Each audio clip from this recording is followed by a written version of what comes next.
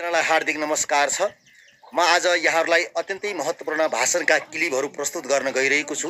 यो भिडियोलाई स्किप नगरिकन अन्तिमसम्म हेर्नुहोला। धन्यवाद। लोकतन्त्रको हिमायती भन्ने कांग्रेस एमालेले चुनाव भाड्ने होइन, हिम्मत छ भने चुनावमा भाग लिएर देखाऊ।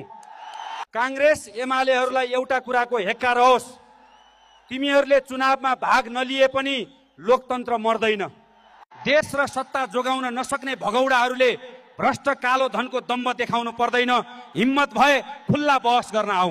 देशलाई मुक्त गराउन धरतीपुत्रहरू जन्मन्छन्। जबसम्म खड्के जस्तो अहंकारीले झोलेर गुण्डागर्दीको भरमा समाजलाई भड्काइरहन्छ, तबसम्म देशमा शान्तिको कल्पना गर्न सकिँदैन। मिडियाका मित्रहरूमा विशेष अनुरोध, कृपया सत्य तथ्य खोजेर मात्र समाचार लेख्नुहोस्, अफवाह नफैलाउनुहोस्। प्रिय आमा बुवा, दाजुभाइ, दिदीबहिनीहरू, देशलाई एकता र साँचो कुराको खाँचो छ। हल्ला र केरे बयान दिन जान्न रे, आयोग कानुन मान्दिन रे। त्यो नरसंहार हुँदा देशको प्रधानमन्त्री को थियो? आफ्नो सत्ता टिकाउन विद्यार्थीमाथि गोली चलाउन लगाउने र अन्तिममा भाग्ने अनि अहिले हाहु गर्ने कुन नैतिकता हो? यो देशमा जनता, संविधान र कानुन भन्दा माथि कोही पनि छैन। यस्ता अराजक तत्त्वहरूलाई चुनावबाटै पाखा लाउनु पर्छ। त्यसैले जनसमुदायहरू यस्ता अराजक, अराष्ट्रिय, अहंकारी र भ्रष्ट तत्त्वहरूलाई चुनावबाटै सामाजिक बहिष्कार गर्नुपर्छ। कांग्रेस एमालेले चुनाव भाड्ने होइन, हिम्मत छ भने चुनावमा भाग लिएर देखाऊ। कांग्रेस एमालेहरूलाई एउटा कुराको हेक्का रहोस्, तिमीहरूले चुनावमा भाग नलिए पनि लोकतन्त्र मर्दैन। देश र सत्ता जोगाउन नसक्ने भगौडाहरूले भ्रष्ट कालो धनको दम्ब देखाउनु पर्दैन। हिम्मत भए खुल्ला बहस गर्न आऊ। देशलाई मुक्त गराउन धरतीपुत्रहरू जन्मन्छन्। जबसम्म खड्के जस्तो अहंकारीले झोलेर गुण्डागर्दीको भरमा समाजलाई भड्काइरहन्छ, तबसम्म देशमा शान्तिको कल्पना गर्न सकिँदैन। मिडियाका मित्रहरूमा विशेष अनुरोध, कृपया सत्य तथ्य खोजेर मात्र समाचार लेख्नुहोस्, अफवाह नफैलाउनुहोस्। प्रिय आमा बुवा, दाजुभाइ, दिदीबहिनीहरू, देशलाई एकता र साँचो कुराको खाँचो छ। हल्ला र केरे बयान दिन जान्न रे, आयोग कानुन मान्दिन रे। त्यो नरसंहार हुँदा देशको प्रधानमन्त्री को थियो? आफ्नो सत्ता टिकाउन विद्यार्थीमाथि गोली चलाउन लगाउने र अन्तिममा भाग्ने अनि अहिले हाहु गर्ने कुन नैतिकता हो?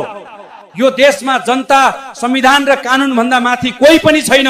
यस्ता अराजक तत्त्वहरूलाई चुनावबाटै पाखा लाउनु पर्छ।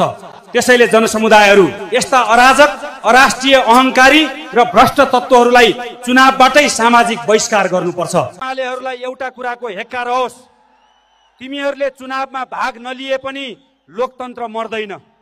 देश र सत्ता जोगाउन नसक्ने भगौडाहरूले भ्रष्ट कालो धनको दम्ब देखाउनु पर्दैन। हिम्मत भए खुल्ला बहस गर्न आऊ। देशलाई मुक्त गराउन धरतीपुत्रहरू जन्मन्छन्। जबसम्म खड्के जस्तो अहंकारीले झोलेर गुण्डागर्दीको भरमा समाजलाई भड्काइरहन्छ, तबसम्म देशमा शान्तिको कल्पना गर्न सकिँदैन। मिडियाका मित्रहरूमा विशेष अनुरोध, कृपया सत्य तथ्य खोजेर मात्र समाचार लेख्नुहोस्, अफवाह नफैलाउनुहोस्। प्रिय आमा बुवा, दाजुभाइ, दिदीबहिनीहरू, देशलाई एकता र साँचो कुराको खाँचो छ।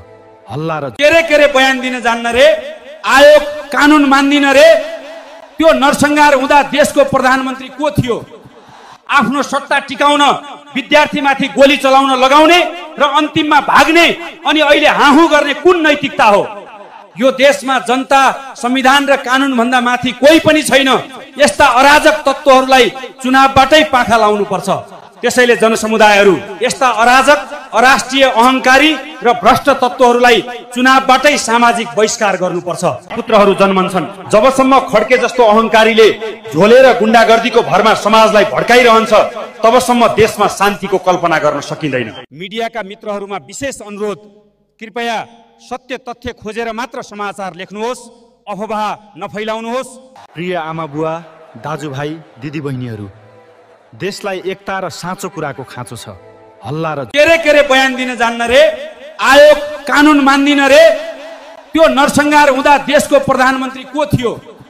आफ्नो सत्ता टिकाउन विद्यार्थीमाथि गोली चलाउन लगाउने र अन्तिममा भाग्ने अनि अहिले हाहु गर्ने कुन नैतिकता हो? यो देशमा जनता, संविधान र कानुन भन्दा माथि कोही पनि छैन। यस्ता अराजक तत्त्वहरूलाई चुनावबाटै पाखा लाउनु पर्छ। त्यसैले जनसमुदायहरू यस्ता अराजक, अराष्ट्रिय अहंकारी र भ्रष्ट तत्त्वहरूलाई चुनावबाटै सामाजिक बहिष्कार गर्नुपर्छ।